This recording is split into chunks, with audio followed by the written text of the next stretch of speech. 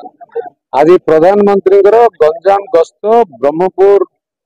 लोकसभा संसदीय क्षेत्र में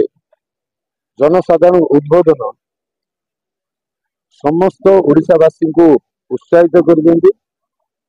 सीधा सीधा टर्म रे बीजेडी सरकार को हटाई आशीर्वाद भी मागी डबल इंजिन सरकार पाई आह्वान भी देइचंती ओडिशा रे एक गोटे थर अनुरोध कर ओडिशावासी गोटे थर डबल इंजिन सरकार करंतु ओडिशा को मोदी ग्यारंटी देबे 5 वर्ष रे श्रेष्ठ राज्य हबो ए कथा भी कहिसंती। आजिर मोदी प्राइम मिनिस्टर जो भाषण रे संपूर्ण भावे जो कथा आम आगुरी कहूलु लेखा छिड़िला शंख डुबिला पद्मफूल आज फुटिला लेखा छिड़िला ओडिशा किसी ना ओडिशा रे नुआ ओडिशा गढ़ा हम ओडिशावासी आगु बढ़े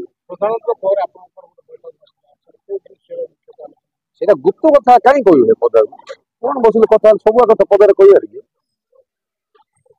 मो दिगपहंडी खबर हेउची एक निरपेक्ष खबर प्रसारण चैनल तथा दिगपहंडी प्रत्येक खबर जानिबा को हेले आमर ही चैनल को लाइक शेयर सब्सक्राइब करंतु आमे नुहे आपण कहिबे आपण को कथा जोगाजोग नंबर हेउची 7849048142।